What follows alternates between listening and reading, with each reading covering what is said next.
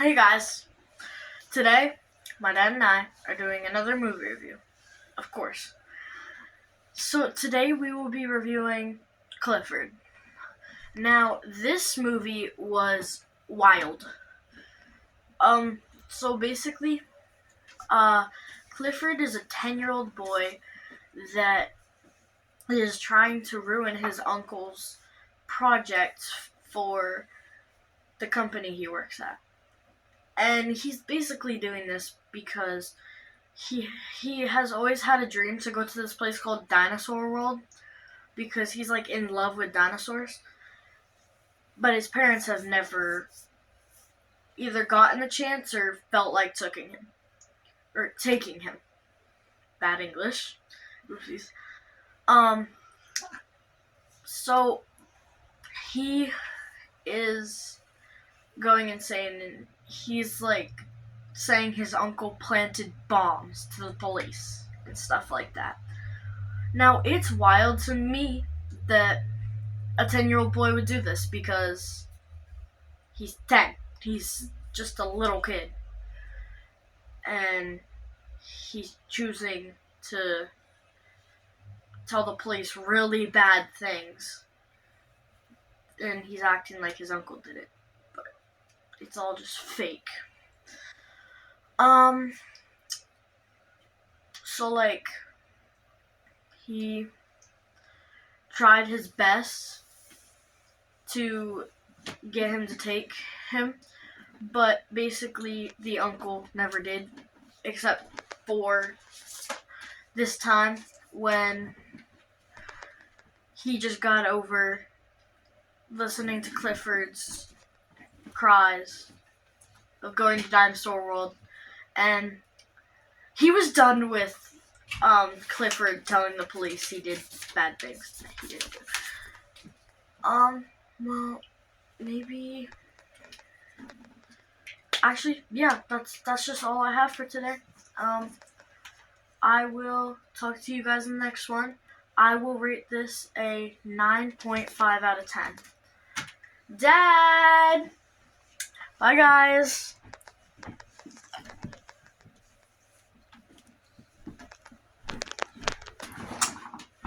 Hey, what up?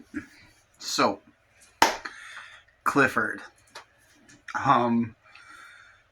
This movie came out when I was 14 years old.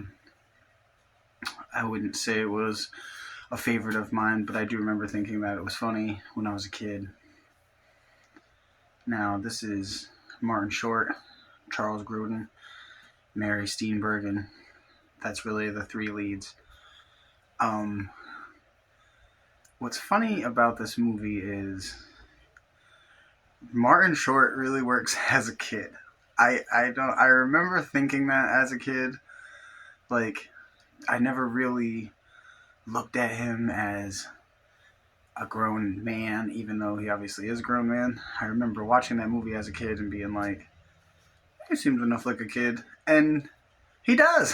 That dude is so funny with his empty child stares and frustrating annoyance.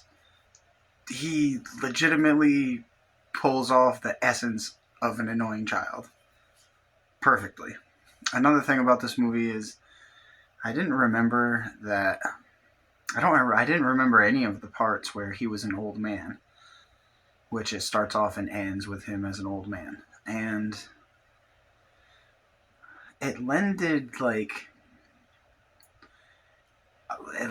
an air of credence to the movie that was just really kind of sweet. It had like a sweet note to start and a sweet note to end. And I remember as a kid thinking that the uncle was kind of a jerk and maybe rather a bit unfair in the way he was treating the kid. And as an adult, you're like, oh my god, this horrible child. Holy crap. Wrap him up and stick him in the basement, bro. I don't know what to do. He is horrible. Everything that kid did, everything that he said, everything that he's just a terrible kid.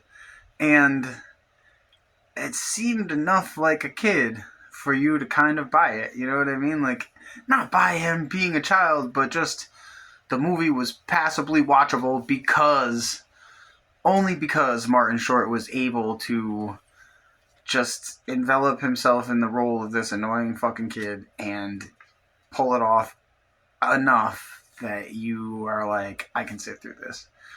Mary Steenburgen was, I always thought, quite attractive, and I love seeing her in any movie as I grew up. You know, she's not maybe conventionally the most beautiful woman in the world, but she's very pretty, and she always has like a sweet, soft demeanor, and that southern thing going for her, and she's always just very appealing to me when I see her in anything. So, um, Charles Grodin, I just felt for the man. I just felt for the man the whole film. I remember thinking as a kid when I watched it a couple times, maybe he was just kind of a jerk. But when you watch it as an adult, you're like, oh my goodness. This man put in a reasonable amount of effort for this little shit, and the kid just shat all over him. High levels. And he did nothing to deserve it to any great degree. It was just ridiculous. So, as far as the recommendations, you gotta be pretty silly to watch this movie. You ain't gonna watch it unless you're a little bit of a silly person. I don't think it's gonna be a very. It's not gonna be a watchable movie for somebody who takes themselves seriously. Really, you gotta throw the salt over in more than a grain before you even start this movie because it's overwhelmingly ridiculous. Which I like all kinds of movies, so I don't really care. I enjoyed it. Obviously, I'm not gonna give it a 9.5 like this crazy. We'll give this one a 6. It's a watchable movie. You know what I mean? It's cool. It's not gonna ruin your night if you happen to throw it in. But like I said, I can't recommend it to everybody. Don't be too serious before you start watching it. If it helps, smoke a joint.